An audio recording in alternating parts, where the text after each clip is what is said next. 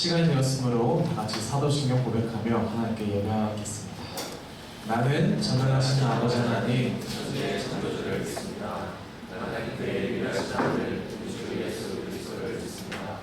그는 성령으로 잉태되어 동정녀 마리아에게서 나시고 본디오 빌라도에게 고난을 받아 십자가에 못 박혀 죽으시고 장사되지 사흘 만에 죽은 자 가운데서 다시 살아나셨으며 하늘에 오르시어 전능하신 아버지 하나님 하늘 앉아 계시다가 거기로부터 살아있는 자와 죽은 자를 심판하러 오십니다. 나는 성령을 믿으며 거룩한 공교회와 성도의 교제와 죄를 용서받는 것과 몸의 부활과 공생을 믿습니다. 아멘. 할렐루야. 네. 오늘도 한 주간 잘 살아내셔서 하나님 기뻐하고자 지금까지 오신 여러분 모두 환영하고 축복합니다. 두 번째 캠페인 네, 그렇죠. 두 번째 캠페인은 아닌데 캠페인 오늘 그게 뭔지 아시나요 혹시? 캠페인 포스터 보신 분? 네, 저희가 늘 하는 거 있죠. 저희가 또 한 손을 들고 남은 한 손을 들으면서 옆 사람 보면서 희락하시면 돼요. 희락. 네, 오늘도 하나님의 성품을 닮아가는 우리가 됐으면 좋겠습니다. 그럼 다 같이 찬양할까요?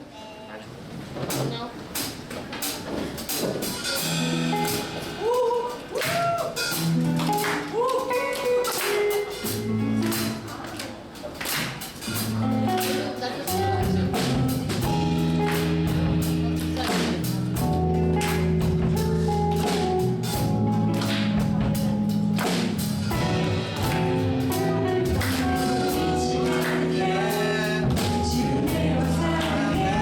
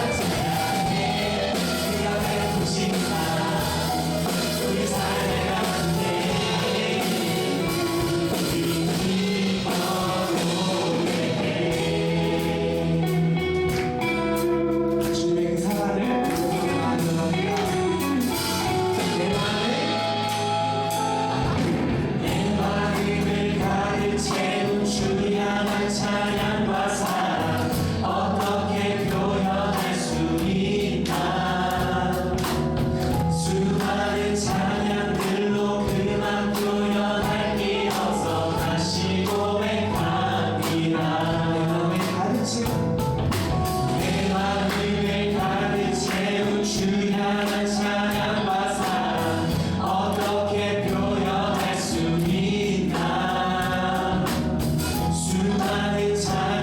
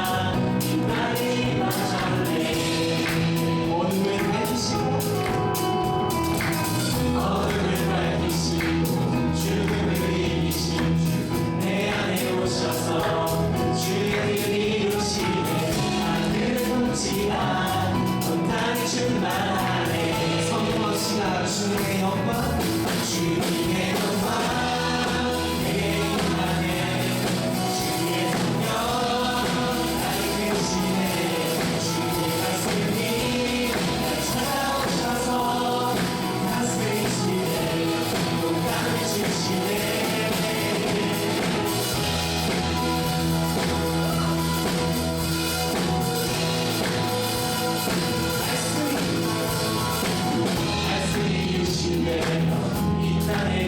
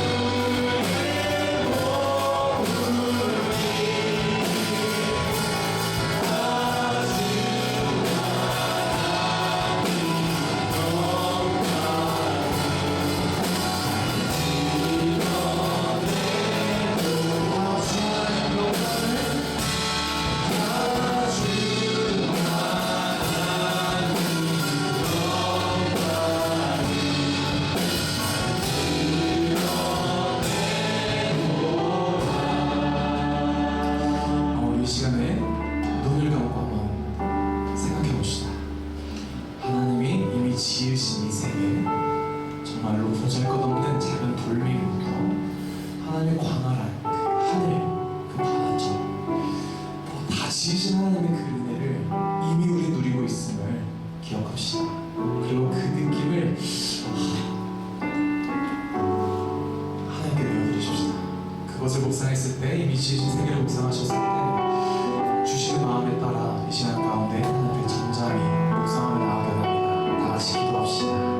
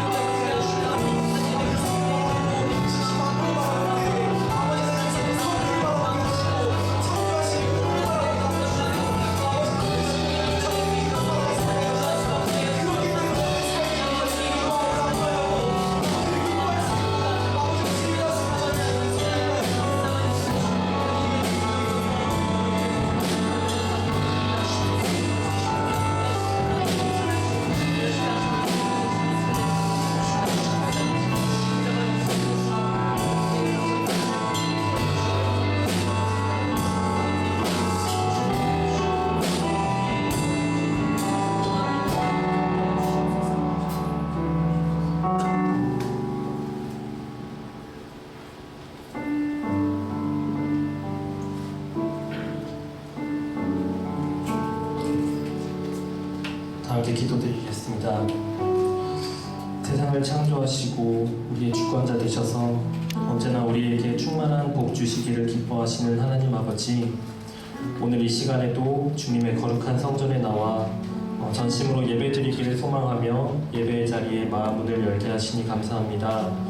이 시간 예배를 통해 하나님의 음성 듣기를 갈망하는 마음을 가득 부어주셔서 경건함과 거룩함으로 하나님 앞에 서 있을 수 있게 해주시고, 때묻었던 우리의 지난날을 통회함으로 내려놓고 다시금 하나님의 말씀으로 무장되어 한마음으로 집중할 수 있도록 이 시간을 주관하여 주시옵소서.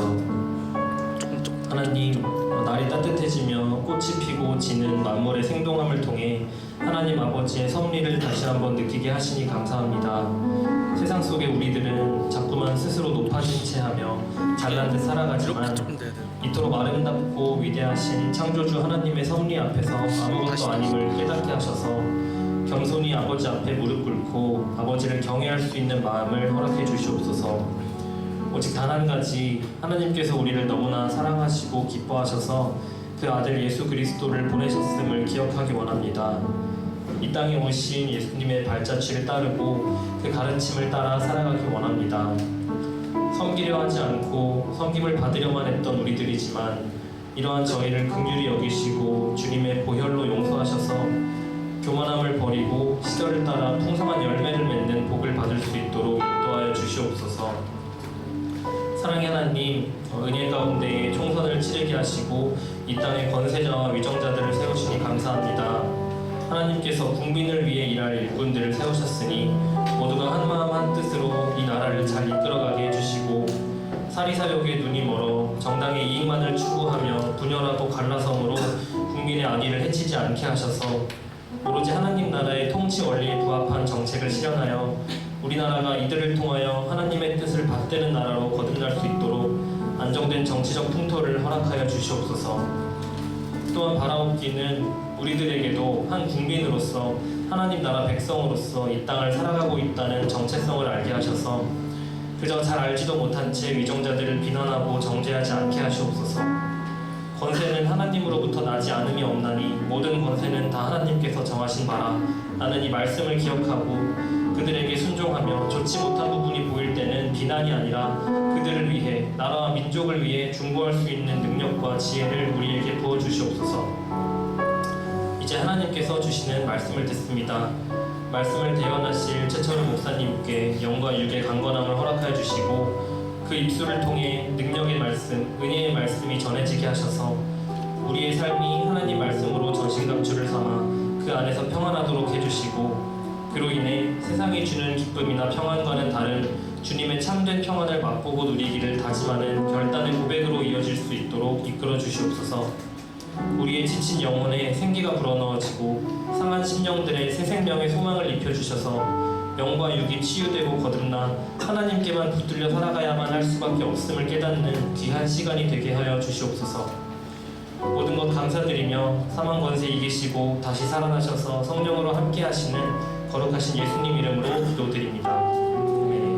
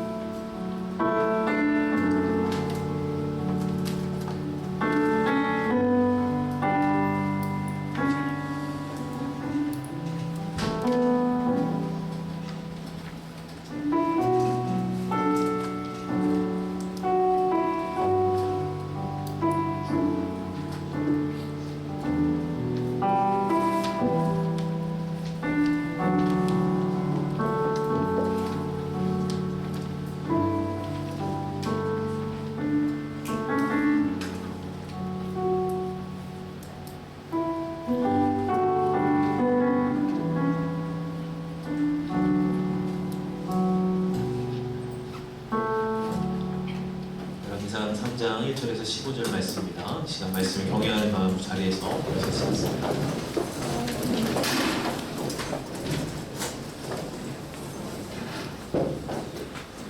하나님의 말씀을 저와 한 절씩 교독합니다. 솔로몬이 애굽의 왕 바로와 더불어 혼인관계를 맺어 그의 딸을 맞이하고 다윗성에 데려다가 두고 자기의 왕궁과 여호와의 성전과 예루살렘 주위의 성의 공사가 끝나기를 기다리니라. 그까지 여호와의 이름을 위하여 성전을 아직도 건축하지 아니하였으므로 백성들이 성당에서 제사하며 솔로몬이 여호와를 사랑하고 그의 아버지 다윗의 법도를 행하였으나 산당에서 제사하며 분향하더라. 이에 왕이 제사하러 기브온으로 가니 거기는 산당이 크니라. 솔로몬이 그 제단에 2,000번제를 드렸더니 기브온에서 밤에 여호와께서 솔로몬의 꿈에 나타나시니라. 하나님이 이르시되 내가 네게 무엇을 줄고 너는 구하라. 솔로몬이 이르되 주의 종 내 아버지 다윗이 성실과 공의와 정직한 마음으로 주와 함께 주 앞에서 행함으로 주께서 그에게 큰 은혜를 베푸셨고 주께서 또 그를 위하여 이 큰 은혜를 항상 주사 오늘과 같이 그의 자리에 앉을 아들을 그에게 주셨나이다. 나의 하나님 여호와여, 주께서 종으로 종의 아버지 다윗을 대신하여 왕이 되게 하셨사오나 종은 작은 아이라 출입할 줄을 알지 못하고 주께서 택하신 백성 가운데 있나이다. 그들은 큰 백성이라 수요가 많아서 셀 수도 없고 기록할 수도 없사오니 누가 주의 많은 백성을 재판할 수 있사오리까. 듣는 마음을 종에게 주사 주의 백성을 재판하여 선악을 분별하게 하옵소서. 솔로몬이 이것을 구하매 그 말씀이 주의 마음에 든지라. 이에 하나님이 그에게 이르시되 네가 이것을 구하도다. 자기를 위하여 장수하기를 구하지 아니하며 부도 구하지 아니하며 자기 원수의 생명을 멸하기도 구하지 아니하고 오직 송사를 듣고 분별하는 지혜를 구하였으니 내가 내 말대로 하여 내게 지혜롭고 총명한 마음을 주노니 내 앞에도 너와 같은 자가 없었거니와 내 뒤에도 너와 같은 자가 일어남이 없으리라. 내가 또 네가 구하지 아니한 부귀와 영광도 내게 주노니 내 평생의 왕들 중에 너와 같은 자가 없을 것이라. 내가 만일 내 아버지 다윗이 행함같이 내 이름을 하며 내 법도와 명령을 지키면 내가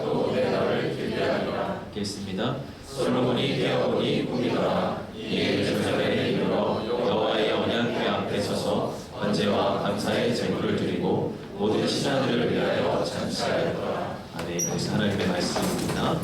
안녕하시겠습니다.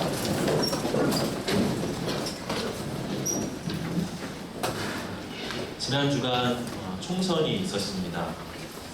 국민을 대표할 300명의 국회의원을 선출하면서 우리 안에 갖는 소망은 국민의 편에서 진정으로 일해줄 지도자가 없는가 하는 것이겠죠.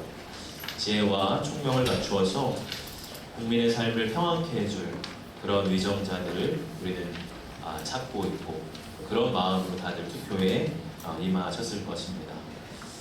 그럼에도 불구하고 선거 전에는 장밋빛 미래를 약속하다가도 선거 후에는 국민의 마음을 실망시키는 경우를 우리는 많이 보게 되죠.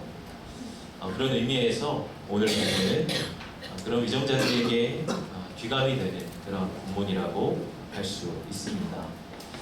오늘 말씀은 솔로몬이 하나님 앞에 지혜를 구하고 하나님으로부터 지혜와 더불어 많은 축복을 받게 되는 그런 이야기입니다. 솔로몬의 꿈에 하나님께서 찾아오시죠. 그리고 솔로몬에게 내가 너에게 무엇을 줄고 구하라 그렇게 말씀을 하십니다. 솔로몬에게 이것은 일생일대의 기회라고 할 수가 있죠. 천지를 지으신 창조주 하나님께서 그에게 오셔서 너에게 무엇을 줄까? 원하는 대로 한번 다 말해봐라. 이렇게 이야기하신 것입니다. 마치 동화 속에서나 나올 법한 그런 이야기이죠. 그럼 만약 여러분에게 이런 기회가 찾아온다고 하면 여러분은 무엇을 구하시겠습니까? 솔로몬은 다른 여러 가지 구할 것들이 많았을 것입니다. 주변 나라들이 다시는 이스라엘을 넘보지 못하도록 모든 원수들을 제하여 달라고 그는 기도했을 수도 있어요. 아니면 왕실과 나라를 평생 운용하고도 남을 막대한 자금을 허락해 주십시오. 그렇게 구했을 수도 있습니다. 혹은 이런 모든 축복과 권세를 오래 누릴 수 있도록 무병 장수를 주십시오. 그렇게 구했을 수도 있겠죠. 그러나 솔로몬이 구한 것은 백성들을 올바로 판결할 수 있는 듣는 마음이었습니다. 백성들의 입장에서 왕에게 가장 바라는 것은 자신들의 억울함과 아픔을 좀 들어달라는 것이겠죠. 그렇게 원통하고 아픈 사정들을 귀 기울여 달라는 것이 백성들의 마음일 것입니다. 어쩌면 우리가 우리 지도자에게 실망하는 것도 국민들의 마음과 뜻을 잘 들어주지 않는 것 같다 하는 그런 마음과 아쉬움이 크다고 할 수 있죠. 그만큼 지도자에게 바라는 것은 귀를 기울이는 그러한 마음일 것입니다. 솔로몬은 그런 면에서 백성들의 민심을 정확하게 파악했던 것 같습니다. 다른 것도 아니라 백성들의 사정을 귀 기울여 듣고 그것을 분명하게 판단할 수 있는 듣는 마음을 하나님 앞에 구했던 것이죠. 하나님은 이러한 솔로몬의 기도를 마음에 들어 하셨습니다. 그래서 그가 기도한 지혜뿐만 아니라 그에게 부귀와 영광까지도 주셨죠. 이런 면에서 솔로몬은 지혜의 왕이 되시는 예수님을 예표하고 있습니다.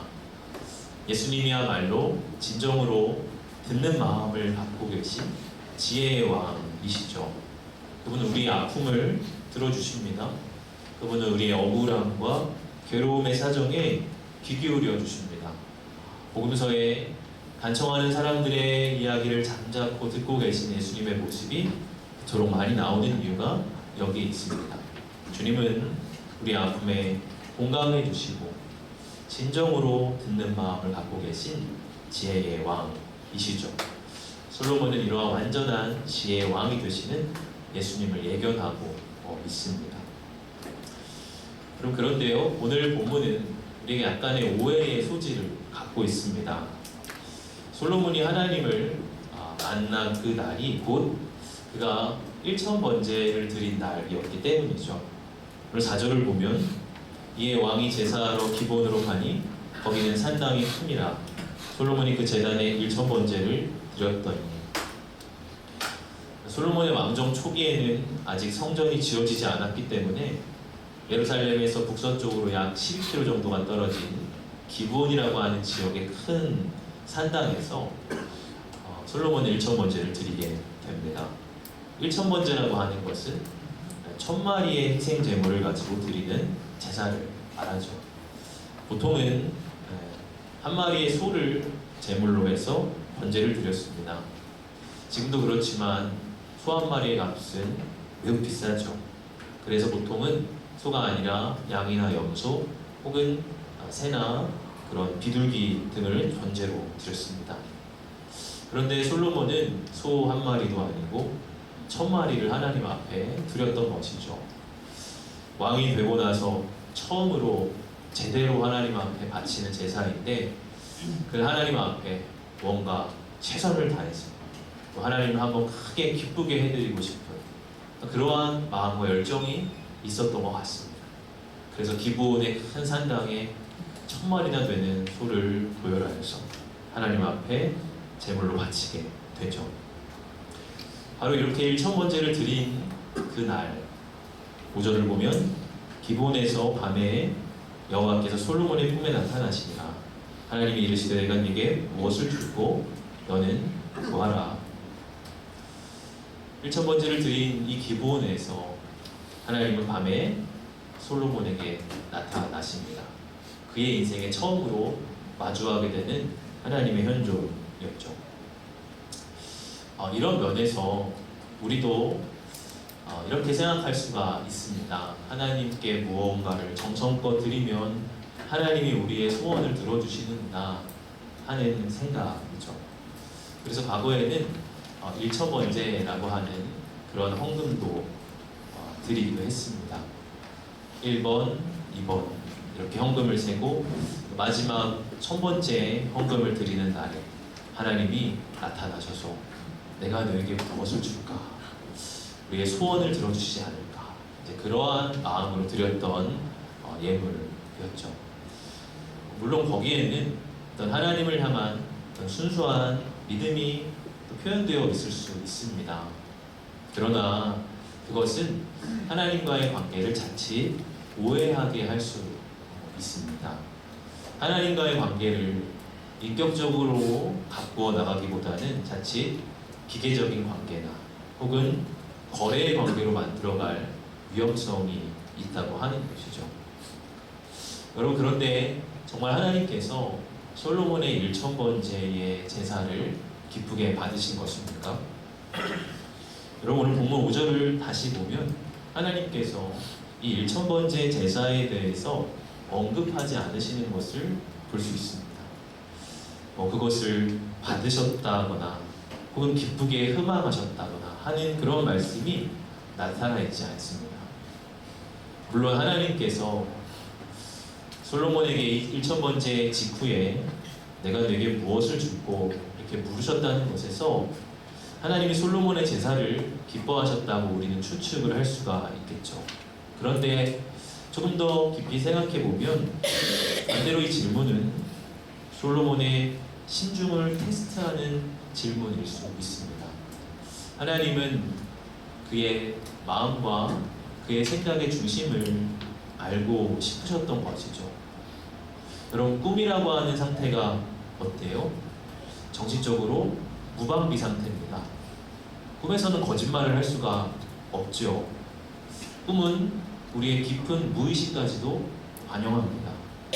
꿈에서는 우리의 가장 깊은 욕구, 가장 부끄럽고 수치스러운 갈망까지도 숨김없이 드러나게 되죠. 어쩌면 그래서 하나님이 이 꿈이라고 하는 상황을 선택했을 수도 있을 것 같습니다. 솔로몬의 중심에, 또 솔로몬의 마음에 무엇이 있는가를 주님은 보고 싶으셨던 것이죠. 하나님이 물어보실 때 솔로몬은 생각할 시간을 좀 달라고 하지 않습니다. 일생일대의 기회이니까 신중하게 고려하고 답할게요. 그렇게 하지 않습니다. 지체 없이 술술 이야기하죠.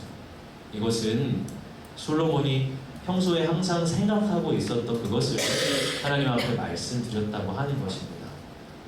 이 나라를 잘 이끌어가기 위해 무엇이 필요할지, 자기에게 어떤 것이 준비되어야 하는지, 또 자기의 그것을 감당할 역량이 얼마나 부족한지, 그가 그 즈음에 계속해서 고심하고 또 고민하고 있었다고 하는 것이, 그렇기 때문에 하나님이 물어보실 때 즉각적인 그러한 답이 나왔던 것입니다. 그래서 기도는 우리 존재의 반영이죠. 어떤 하나님 앞에 미사 여구를 늘어놓는 것이 아니라 우리의 마음의 깊은 욕구와 중심을 하나님 앞에 비추는 것, 그것이 바로 기도라고 할 수가 있습니다. 솔로몬은 하나님 앞에 자신이 왕으로서 감당할 능력이 부족한, 자신에게 백성을 잘 다스릴 수 있는 지혜를 달라고 기도합니다. 그렇게 솔로몬이 기도한 뒤에 10절을 보면 솔로몬이 이것을 구하매 그 말씀이 주의 마음에 든지라. 그제야 그 말이 주의 마음에 든지라 하고 말씀하고 있습니다. 1000번째를 드렸을 때는 주의 마음에 든지라 하는 말이 없어요. 솔로몬이 기도한 뒤에야 그 말이 주의 마음에 든지라 하고 말씀하셨다는 것입니다. 이것은 하나님께서 솔로몬의 행위가 아니라 그의 중심을 받으셨다고 하는 것이죠. 여러분, 하나님 우리의 외모가 아니라 우리의 중심을 받으시는 분입니다. 우리가 아무리 열정적으로 하나님을 앞에 예배하고 또 무언가 아주 화려한 것을 가지고 하나님을 예배한다 한들 그 안에 우리의 중심이 빠져 있다면 하나님 그 예배를 받지 않으실 것입니다. 그러나 우리의 예배가 소박하고 우리의 예배가 우리의 눈으로 보기에 여러 가지 빈 부분이 많아 보여도 진정 중심으로 하나님을 예배할 때, 정말 하나님을 찾는 그러한 마음으로 하나님을 구하고 하나님 앞에 나아갈 때, 하나님 우리의 외모가 아니라 우리의 중심을 받으시고 그것을 마음에 기뻐하시는 분이라고 하는 것이죠. 여러분, 여기서 주의 마음에 든지라 하는 이 말의 원어인 야타부라고 하는 말은 좋게 여기다, 기뻐하다, 평안하다 등의 의미가 있어요. 그러니까 솔로몬이 이것을 구할 때 하나님 마음이 평안해지셨다고 하는 것입니다. 야, 너가 부귀영화를 구할 수도 있고 원수 멸하기를 구할 수도 있고 또 무병장수를 구할 수도 있는데, 야, 너가 이것을 구한다고? 허허, 이놈 봐라. 야, 이놈 참 그래, 좋다.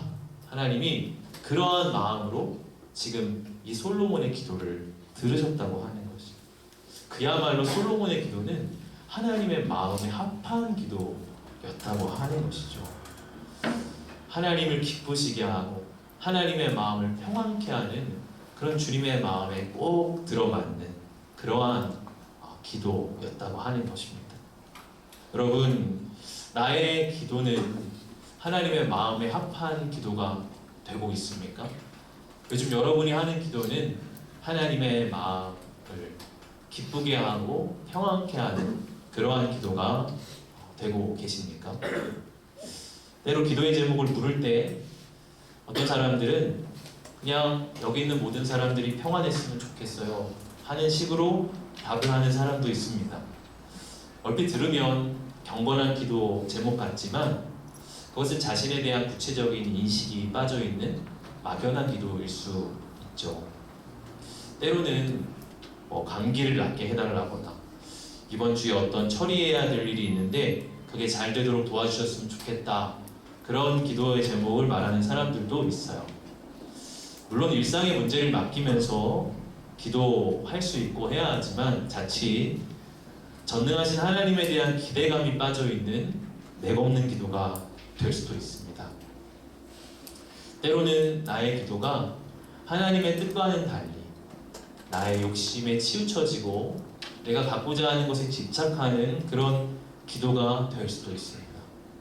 그런 의미에서 야고보서 4장 3절 우리 이렇게 말씀을 하는데요. 제가 보면 구하여도 받지 못함은 정욕으로 쓰려고 잘못 구하기 때문이라. 우리의 기도에 응답이 나타나지 않는다면 그것은 우리가 잘못 구하고 있기 때문일 수 있다고 하는 것입니다. 분명히 하나님의 마음에 합한 기도가 있는 반면 하나님의 마음에 어긋난 기도가 있을 수 있다는 것이죠. 여러분, 우리는 하나님의 마음에 합한 기도로 나아가야 합니다. 요한일서 5장 14절은 우리에게 이렇게 말씀하고 있습니다. 한번 같이 읽어볼까요? 그를 향하여 우리가 가진 바 담대함이 이것이니 그의 뜻대로 무엇을 구하면 들으시리라. 우리의 기도가 그의 뜻대로 구하는 기도가 되어야 한다는 것이죠. 그분의 뜻에 합당하게 우리가 기도하고 구할 때 그분이 들으신다라고 말씀하고 있습니다. 그렇다고 한다면 도대체 솔로몬의 기도는 어떤 기도였길래 이렇게 주님의 마음에 합당한 기도가 되었는가? 우리는 궁금하죠. 오늘 세 가지로 이 솔로몬의 기도에 대해서 여러분과 함께 나눠 보고 싶은데요. 첫째로 솔로몬의 기도는 겸손한 기도였다고 하는 것이에요. 오늘 7절의 말씀입니다. 7절의 말씀 같이 읽어보겠습니다. 시작. 나의 하나님 여호와여, 주께서 종으로 종의 아버지 다윗을 대신하여 왕에게 대하셨사오나 종은 작은 아이라 출팔할 줄 알지 못하고. 솔로몬은 스스로를 작은 아이라 그렇게 일컫습니다. 솔로몬이 왕이 되었을 때의 나이를 대략 20살 정도, 20살 정도로 추정을 합니다. 나이가 많은 것은 아니지만 당시로서는 이미 어느 정도 완숙한 나이라고 할 수가 있죠. 그럼에도 불구하고 솔로몬은 자신은 작은 아이와 같다라고 말을 합니다. 여기서 작은이라고 하는 말의 원어인 카톤이라는 말은 어리다라는 말 외에도 미약하다, 보잘것없다, 중요치 않다라는 뜻이 있습니다. 예레미야가 부름을 받을 때도 무엇이라고 고백합니까? 예레미야 1장 6절을 보면 내가 이르되 슬프도소이다 주여 여호와여 보소서 나는 아이라 말을 할 줄을 알지 못하나이다 하니. 하나님 앞에 쓰임받은 사람들의 특징은 다 하나님의 부르심 앞에 자신의 연약함과 무력감을 고백했다는 데에 있습니다. 7절과 8절의 본문을 보면 할 수 없다 하는 말이 반복됩니다. 출입할 줄을 알지 못하고 수요가 많아서 셀 수도 없고 기록할 수도 없사오니. 솔로몬은 자신이 할 수 없음을 느꼈습니다. 그래서 기도할 수밖에 없었던 것이죠. 하나님, 저는 작은 아이에 불과합니다. 하나님, 저는 이 일을 감당할 수 없습니다. 하나님, 저의 능력으로는 이것들을 해낼 수 없습니다. 그러니 주님 도와주십시오. 저를 긍휼히 여겨주시고 저와 함께해 주십시오. 겸손한 사람만이 기도를 합니다. 거꾸로 말하면 우리가 기도하지 않는 이유는 어떤 환경 때문이 아니라 우리 안의 교만함 때문이라는 것이죠. 나의 힘으로도 충분히 인생을 살아갈 수 있다고 하는 생각이 우리로 기도하지 못하게 합니다. 내 앞에 주어지는 도전과 과제를 내 힘으로 도저히 풀어낼 수 없다고 생각하는 사람이 겸손히 하나님을 의지합니다. 그래서 때로 하나님은 우리에게 벅찬 도전과 과제를 주시죠. 여러분, 지금 내가 감당하기 어려운 시련 가운데 있는 분이 계십니까? 도저히 내 힘으로 해나갈 수 없는 과업이 내 앞에 놓여진 분 계십니까? 그것은 하나님이 우리를 기도의 자리로 초대하고 계신다고 하는 사인입니다. 바로 그것을 통해서 우리는 하나님 앞에 겸손히 기도할 수 있게 되는 것이죠. 여러분, 겸손이라는 것은 이렇게 나의 약함을 인식하는 것인 동시에 하나님의 은혜를 인식하는 것이기도 합니다. 오늘 6절을 보면요, 반복되는 단어가 있는데요, 바로 큰 은혜라는 말입니다.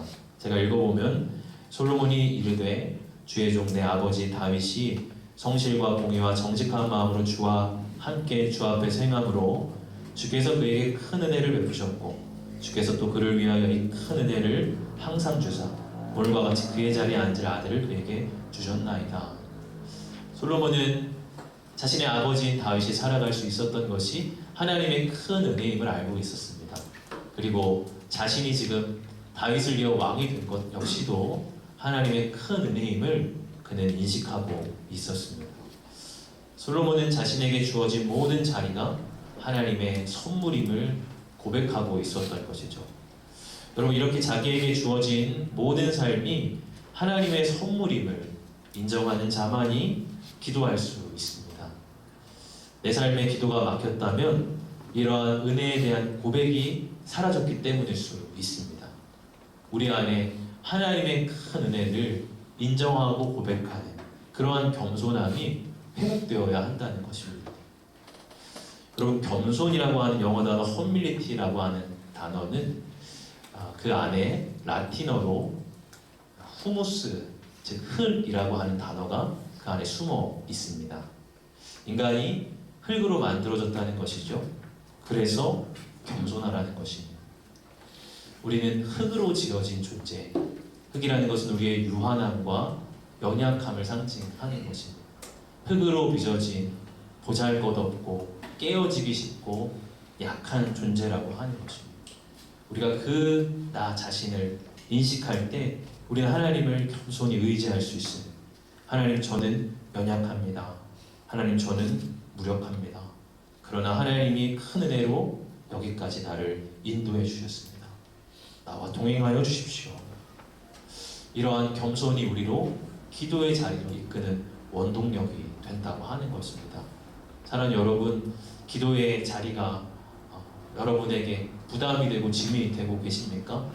여러분의 입술에서 기도의 언어가 투박해지고 있고 기도가 계속 막히고 계십니까? 우리 안에 이러한 겸손을 회복해야 할 때입니다. 두 번째로 솔로몬의 기도는 지혜를 구하는 기도였다는 것이에요. 오늘 9절의 말씀입니다. 9절 같이 읽어보겠습니다. 누가 주의 이 많은 백성을 재판할 수 있사오리까? 듣는 마음을 종에게 주사 주의 백성을 재판하여 선악을 분별하게 하옵소서. 여기서 듣는 마음이라는 것을 역대하 1장의 같은 부분에서는 지혜와 지식이라고 표현이 되어 있습니다.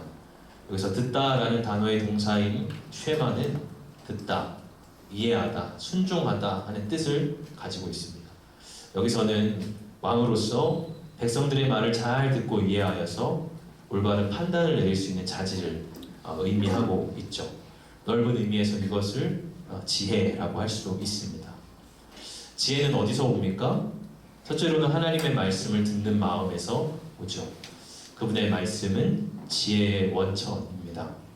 또 둘째로는 사람들의 말을 잘 듣는 마음에서 옵니다. 성급하게 조언하려고 하기보다 상대의 말을 있는 그대로 듣고 경청할 때 우리는 훨씬 더 지혜로운 반응을 할 수 있습니다. 여러분, 우리는 듣는 것에 서툰 것 같아요. 상대의 말을 듣고 있는 것 같지만 사실 소울리스, 영혼이 없다 그러죠. 영혼이 없고 눈에 초점이 없는 경우가 많이 있습니다. 상대가 말할 때 잠깐 딴 생각하는 거죠. 잠깐 내 생각은 딴 데 가 있다가 적당한 추임새로 영혼 없는 리액션을 할 때가 많습니다. 혹은 누군가가 이야기할 때 속으로 가운데 누군가가 남을 때 나는 다음에 뭘 하지? 나는 다음에 무슨 얘기를 해야 되지? 자기가 할 말을 머릿속에 궁리하고 있을 때가 훨씬 더 많죠. 혹은 이 사람에게 무슨 조언을 해줘야 하나 하는 말과 내 언어를 생각할 때가 참 많습니다. 듣는다고 하는 것이 단순해 보이지만 생각보다 참 쉽지 않다고 하는 거예요. 여러분, 말을 잘하는 사람보다 신중하게 잘 들어주는 사람이 그래서 더 지혜롭게 보입니다. 우리 안에는 이러한 듣는 지혜가 필요하죠. 지혜를 구하는 기도를 하나님이 기뻐하시는 이유는 하나님 우리에게 가장 값진 것을 주고 싶어 하시기 때문입니다. 잠언 3장 15절입니다. 같이 읽어봅시다. 시작. 지혜는 진주보다 귀하니 내가 사모하는 모든 것으로도 이에 비교할 수 없도다. 하나님은 가장 귀한 것을 우리에게 주고 싶어 하시고 그것을 주기를 기뻐하시는 분입니다. 그래서 야고보서 1장 5절에도 이렇게 말씀합니다. 같이 읽어봅시다. 너희 중에 누구든지 지혜가 부족하거든 모든 사람에게 후히 주시고 꾸짖지 아니하시는 하나님께 구하라. 그리하면 주시리라. 여러분, 우리는 솔로몬이 하나님께 자신을 위해 대신 일해달라고 구하지 않았음을 주목해야 합니다. 솔로몬은 자신의 과업을 수행하기 위한 지혜를 달라고 기도했습니다.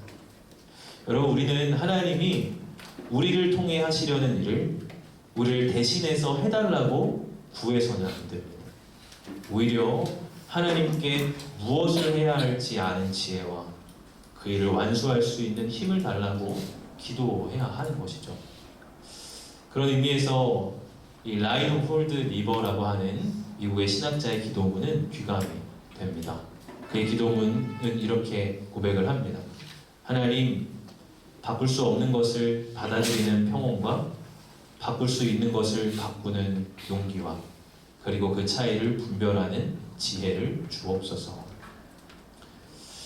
우리가 다른 어떤 것이 아니라 하나님 앞에 지혜를 구할 수 있기를 바랍니다.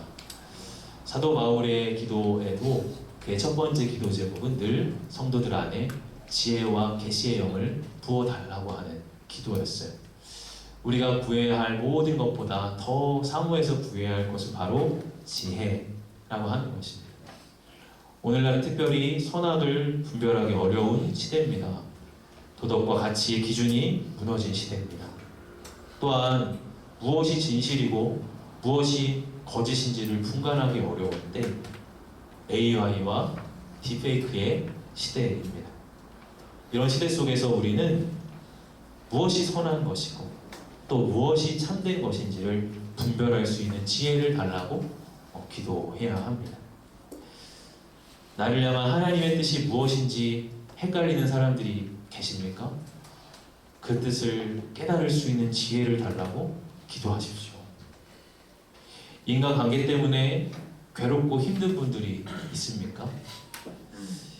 관계를 원만하고 평안하게 풀어나갈 수 있는 지혜를 달라고 기도하십시오.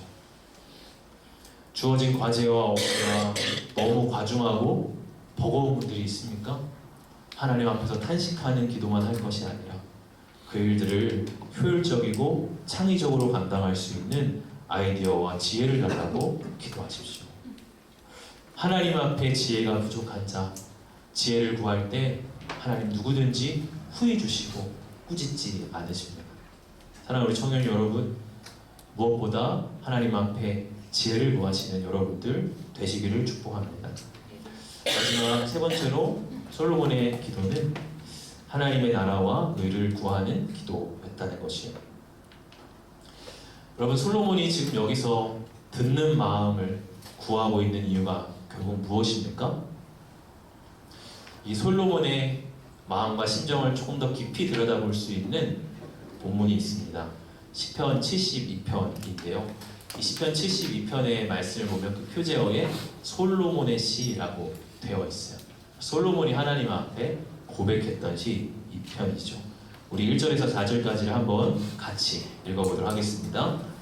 하나님이여, 주의 판단력을 왕에게 주시고 주의 공의를 왕의 아들에게 주소서. 그가 주의 백성을 공의로 재판하며 주의 가난한 자를 정의로 재판하리니 이로 말미암아 산들이 백성에게 평강을 주며 작은 산들도 그리하리로다. 그가 가난한 백성의 억울함을 풀어주며 궁핍한 자의 자손을 구원하며 압박하는 자를 꺾으리로다. 아멘. 솔로몬이 지혜를 구한 이유는 결국 하나님 나라의 백성들을 잘 섬기기 위함이었습니다. 가난한 백성들의 억울함을 어떻게 풀어줄 수 있을까? 궁핍한 자들을 어떻게 구원하고 도와주어야 할까? 힘없는 자들을 압박하고 압제하는 나쁜 권력을 어떻게 꺾어버릴 수가 있을까? 그의 고민은 이런 것이었죠. 참 이런 면에서 솔로몬의 이런 기도가 우리 예수님을 닮아 있는 것 같아요. 하나님 나라를 구하시는 우리의 왕 되신 예수님을 참 이렇게 보여주고 있죠. 여러분, 솔로몬의 초점은 자신의 안일함과 평안함이 아니라 어떻게 하나님 나라를 섬기는데 이바지할 수 있을까 하는 것이었습니다. 그의 초점이 하나님의 나라와 의를 구하는 기도였기에 하나님 그것이 마음에 꼭 드셨고 하나님의 마음에 합한 기도가 되었던 것입니다. 사랑하는 여러분, 우리가 하나님의 나라와 의를 구할 수 있기를 원합니다. 여러분, 예수님께서 이렇게 말씀을 하십니다. 마태복음 6장 33절입니다. 같이 한번 읽어봅시다. 그런즉 너희는 먼저 그의 나라와 그의 의를 구하라. 그리하면 모든 것을 너희에게 더하시리라. 솔로몬이 하나님의 나라와 의를 구하며 나아갈 때 하나님은 솔로몬이 구하지 않은 부귀와 영광까지도 주셨어요. 이것은 우리가 하나님의 나라와 의를 구하며 나아갈 때 우리에게 필요한 것들을 하나님께서 채워주신다고 하는 것입니다. 세상의 부귀와 영광을 따라가면 그 모든 것들은 우리의 손에 신기루처럼 계속해서 사라져 버릴 것입니다. 그러나 우리가 하나님의 나라와 의를 구하며 나아갈 때 하나님 우리의 필요를 아시고 채워주실 것입니다. 마지막 이야기인데요. 여러분, 피아니스트 이문찬을 잘 아시죠? 2022년에 반 클라이번 국제 피아노 콩쿠르에서 역대 최연소 나이인 18세로 우승을 했습니다. 그가 우승을 했을 때 모든 언론과 세간이 그를 정말 집중 조명하면서 떠들썩했어요. 그런데 이 이문찬 군은 우승 직후에 정작 인터뷰에서 굉장히 시큰둥한 반응을 보입니다. 그 인터뷰에서 그는 우승으로 인한 관심은 3개월이다. 대단한 업적이라고 생각하지 않는다. 이렇게 말을 합니다. 그러면서 콩쿠르에 나가 운 좋게 1등한 게 대단한 업적은 아니죠. 이렇게 말을 해요. 그래서 이 기자가 그러면 본인이 이루고 싶은 대단한 업적이 무엇이냐고 그에게 묻자 베토벤 소나타 전곡, 모차르트 소나타 전곡과 협주곡 27곡 전곡 등을 녹음하고 싶어요. 피아니스트로서 근본이 되는 일을 해야죠. 이렇게 말을 합니다. 대단히 뚝심이 있고 어떤 사람들의 명예와 세간의 관심에 이렇게 흔들리지 않는 그런 모습이 참 인상적이었어요. 근데 그 말보다 더 인상적인 것은 그 인터뷰 후반에 그가 이런 말을 하더라고요. 만약 신이 있어서 저에게 악기를 연주할 기회가 주어진 거라면 제가 할 일은 음악을 잘 모르는 사람을 공연장으로 부르는 게 아니라 제가 그분들에게 가는 겁니다. 저는 그가 말하는 것 중에 만약 신이 있어서 저에게 악기를 연주할 기회가 주어진 거라면 하는 말이 인상적으로 들렸어요. 그가 신을 믿는 자인지는 잘 모르겠지만 단테의 신곡을 거의 외우다시피 할 정도로 읽었다는 것을 보면 영원한 것에 큰 관심 있는 사람이 분명한 것 같습니다. 하나님의 나라와 의를 구한다는 게 뭘까요? 좀 막연하게 느껴지죠? 저는 만약 신이 있어서 저에게 악기를 연주할 기회가 주어진 거라면 하고 질문하는 것이라고 생각을 합니다. 만약 하나님이 계셔서 나에게 지금 이 자리가 주어진 거라면 내가 할 수 있는 일은 뭘까? 내가 해야만 하는 일은 뭘까? 그것에 대해서 진지하게 질문하고 답을 찾아가는 여정이 하나님의 나라와 의를 구하는 여정이라고 할 수 있습니다. 그런 의미에서 미국의 작가인 오스 기니스는 성공을 이루기 위한 삶이 아니라 소명을 이루기 위한 삶을 살라 이렇게 말을 했죠. 여러분, 나의 삶은 성공을 이루기 위한 삶입니까? 소명을 이루기 위한 삶입니까? 부귀와 영광이라고 하는 신기루를 쫓아가는 삶입니까? 하나님의 나라와 의를 구하며 설렘과 도전을 느끼는 삶입니까?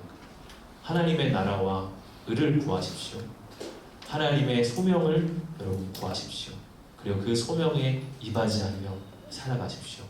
그렇게 간구하며 기도하는 자에게 하나님 모든 필요를 채워주실 것입니다. 말씀을 정리합니다. 여러분, 우리는 기도해야 합니다. 기도하되 주님 마음에 합한 기도를 해야 합니다. 주님 마음에 합한 기도, 첫째는 하나님 앞에 겸손한 기도로 나아갑시다. 둘째는 뭐죠? 잘 까먹었어요. 하나님 앞에 지혜를 구하는 기도를 합시다. 안 까먹었는데 여러분 확인하려고 그런 거예요. 세 번째는요, 하나님의 나라와 의를 구하는 실제로 까먹었습니다. 거짓말하면 안 되니까. 세 가지 오늘 기억하시고 하나님께 합당한 기도를 내 삶을 살아가는 여러분 되시길 축복합니다. 자, 함께 찬양합시다.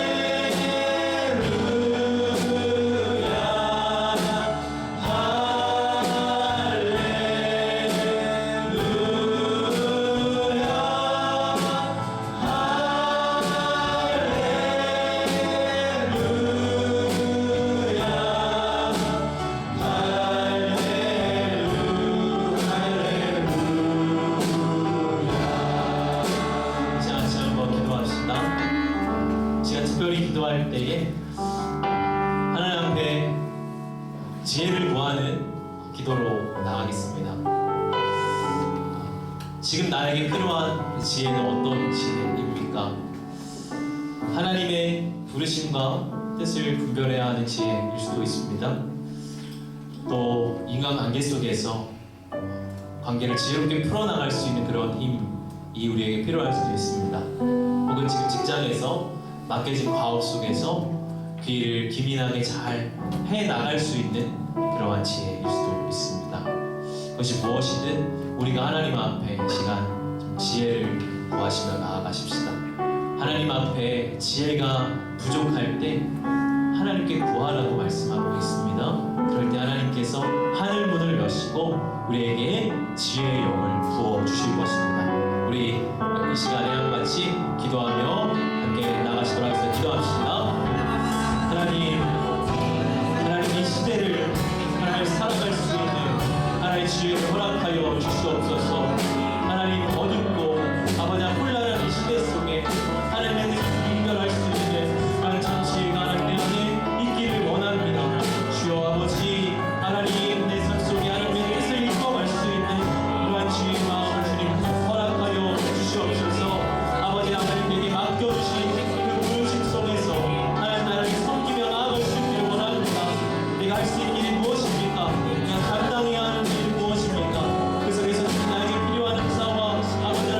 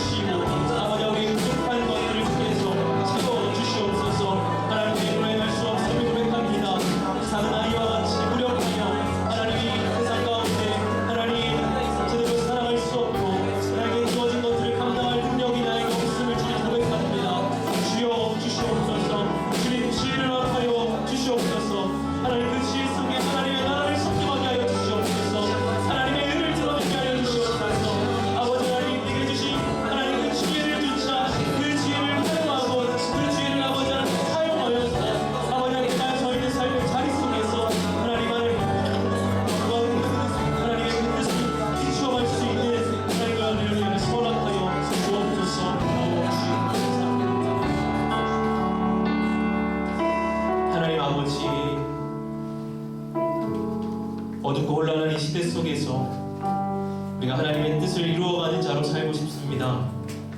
하나님의 부르심에 응답하며 또 하나님의 부르심에 진심인 사람으로 살고 싶습니다. 하나님, 내가 어떻게 섬겨야 하고 또 무엇으로 행해야 합니까? 하나님, 우리가 작은 아이와 같이 분별할 줄도 알지 못하고 무엇을 해야 할지 어떻게 행해야 할지 주님 알지 못하는 저희입니다. 우리에게 지혜를 허락하여 주시옵소서. 우리에게 듣는 마음을 허락하여 주시옵소서. 하나님의 음성을 듣는 마음을 허락하여 주시고 지체들의 음성을 듣는 마음을 허락하여 주시고 이 시대의 아픔과 요구와 하나님 그런 요청을 듣는 마음을 허락하여 주시옵소서.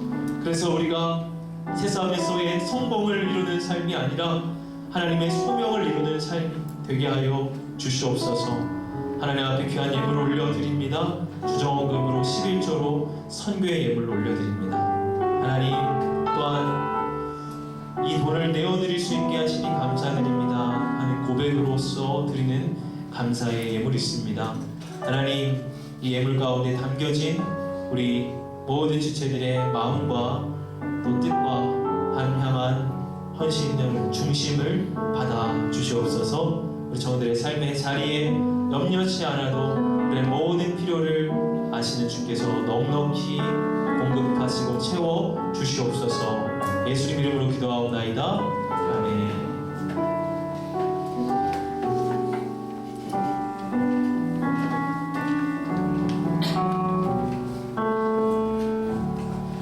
네, 저희 청년부도 이제 섬김과 겸손으로 나아가는 청년부가 되길 소망합니다. 2024년 4월 캠페인 두 번째 열매 희락이라는 주제로 저희가 이번 한 달을 섬기게 되었습니다. 네, 다음으로 2024년 상반기 저희 개수강을 모집을 하고 있습니다. 저희 선착순 12명이었는데 지금 한 자리 남아서 관심 있으신 분들은 최대한 빨리 연락 주시면 감사할 것 같고요. 개강일은 4월 20일 토요일 그리고 시간은 오전 10시 반 카페 글로리에서 진행이 됩니다. 그래서 교재는 이제 고백묵 아우구스티누스로 확정이 되었고요. 이제 금액이 빠졌는데 저희 회비는 3만원이고 이제 이 금액은 도서 구매비가 포함된 금액입니다. 이 부분 잘 참고하셔서 신청하시고 싶은 분들은 신청해 주시면 감사하겠습니다. 네, 다음으로 저희 청년부 야외 예배가 다음 주에 예정되어 있습니다. 그래서 다음 주에 여기로 모이시는 게 아니라 1시 반에 그 본관 자갈밭 앞에서 모이시면 될 거고요.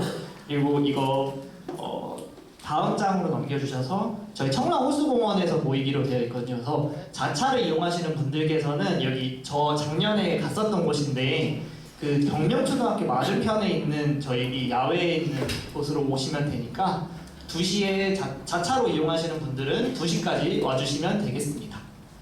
그리고 다음으로 저희 이제 엔지니어석 뒤편에 보시면은 선교 게시판이 새로 생겼거든요. 저희가 그래서 저희 청년부에서 섬기는 선교사님들께서 보내주시는 기도 편지가 있습니다. 그래서 저희 비전 트립 팀들 사진도 같이 꾸며놨고 이제 이 부분 목사님께서 더 세부적으로 자세히 설명해 주실 겁니다. 네, 우리가 원래 이제 작년까지 선교 예배를 이제 매달 드렸습니다.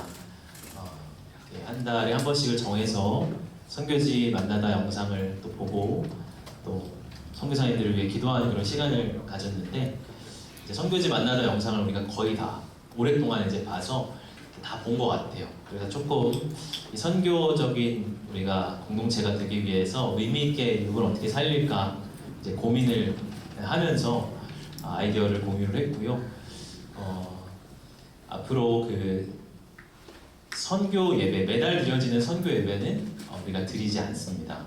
대신에 우리가 선교사님들의 그 소식을 선교 게시판을 통해서 여러분들에게 좀 더 구체적으로 피드백을 드리고자 합니다.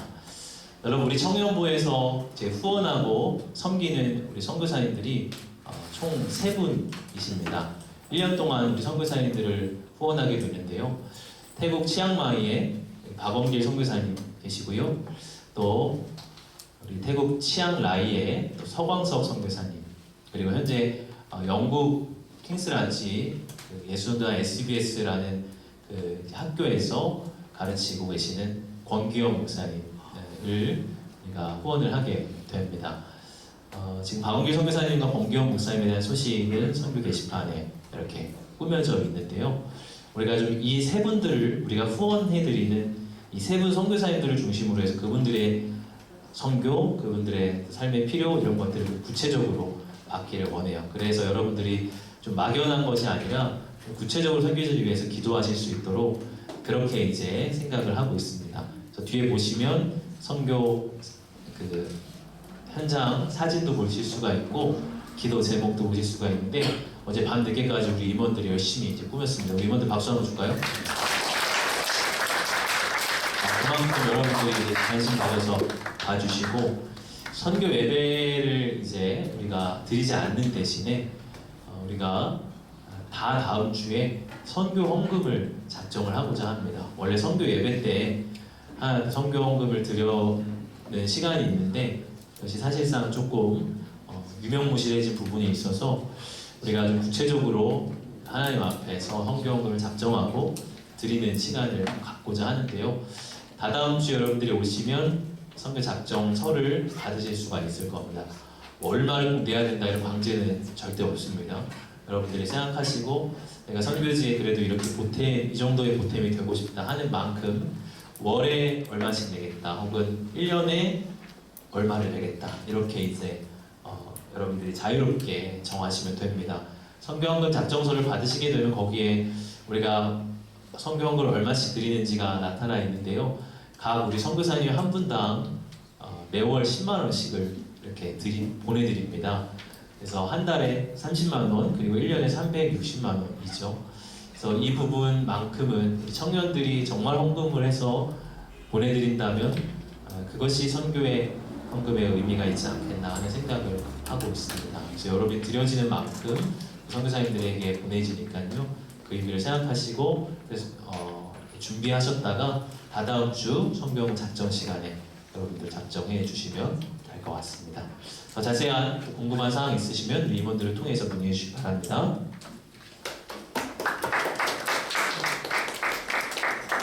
네, 그리고 다음 광고로 경번회가 매주 주요 1시 3층 뒤편에서 예정되어 있습니다.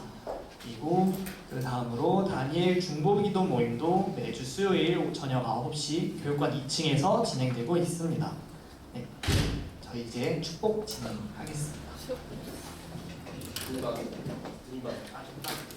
저희 오늘 등반자가 있는데요. 등반하시는 분 잠시 일어나 주실 수 있을까요? 사장님께서 이제 자주 나와서 죄송합니다. 우리 새별형제 앞으로 나와 주시겠습니다.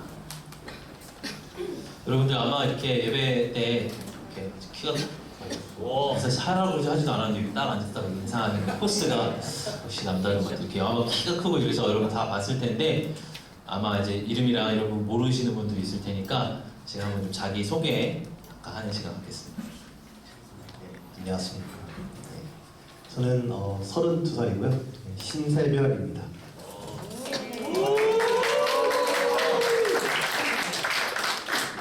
어떻게 우리 교회 오게 됐고 우리 교회 온 소감이 어떤지를 한번 들어보겠습니다. 저는 어렸을 때부터 모태신앙으로 교회를 다니다가 전 교회 목사님이 원로하셔가지고 해체하면서 저희 어머니의 전도로 나오게 되었습니다. 되게 목사님의 말씀이 좋아서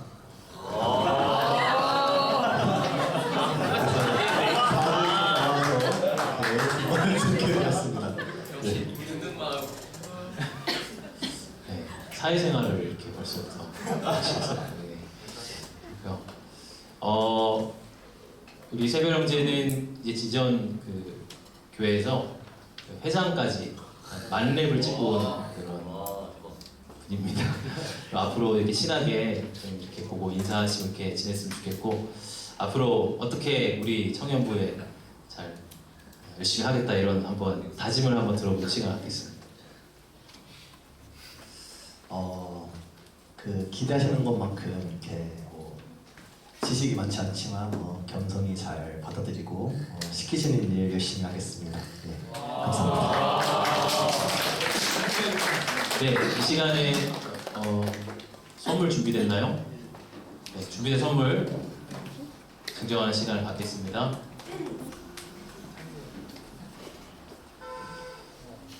우리 등반은 장애지수 그룹으로 하는데요. 우리 혜자매 리더 잠깐 앞으로 보실게요. 이렇게 굉장히 선물이 소박한데 작네요. 네, 우리 장애지수 그룹을 하게 되는데 새별 형제를 맞이하는 우리 리더의 다짐을 한번 들어보도록 하겠습니다. 다짐은 소그룹을 함께 하면서 저희 청년부나 아니면 소그룹을 생각하셨을 때 어색함보다 삼나눔이나 말씀 나눔에 있어서 더 편하고 더 자연스러워져서 같이 영적인 부분 같이 성장하고 단단해져 갈 수 있도록 노력하겠습니다. 네, 우리 잠시 기도하도록 하겠습니다. 하나님, 우리 새별 형제를 우리 성령 공동체 가운데 보내어 주시고 이렇게 소그룹으로 등반할 수 있는 또 이러한 시간을 허락하시니 감사합니다.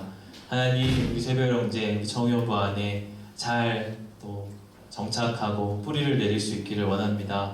이곳에서 좋은 우정, 좋은 만남 갖고 가게 하여 주시고 함께 나누고 오가는 대화 속에서 주님을 함께 더불어 알아갈 수 있는 귀한 공동체의 경험을 하게 하여 주시옵소서. 우리 새별 형제 삶을 인도하시는 주님, 그의 모든 삶의 필요를 채워주시고 주님의 은혜를 더 우리 공동체 안에서 더 깊이 깨달아가는 우리 새별 형제 삶이 되게 축복하여 주옵소서. 감사드리며 예수님 이름으로 기도하옵나이다. 아멘. 축복의 박수 하겠습니다. 네, 이시팀 나와주시죠. 네, 방금 앞에서 소개받으신 우리 새별 형제님 한 번만 더 축복하도록 하겠습니다. 자리에서 잠시 이어주시면 감사하겠습니다. 한 달 전에 새신자로 축복을 했던 게 엊그제 같은데 벌써 꾸준히 이제 나오셔가지고 등반까지 하게 되셨는데 네, 그동안 찬양 기쁜 모습으로 찬양 드리고 예배 드리고 네, 저희 특별 새벽기도도 다 참여해주시고 모든들이 귀한 기감이 되어서 우리 청년부 안에 또 좋은 영향력으로 이렇게 주어지는 것 같습니다. 네, 그런 부분들 서로 또 앞으로 함께 기쁘게 공동체 생활하면서 잘 나눌 수 있는 또 귀한 청년으로서 거듭나시기를 바라는 마음으로 우리 새별 형제님 바라보면서 선물보다 함께 축복하도록 하겠습니다. 하나, 둘, 셋, 넷.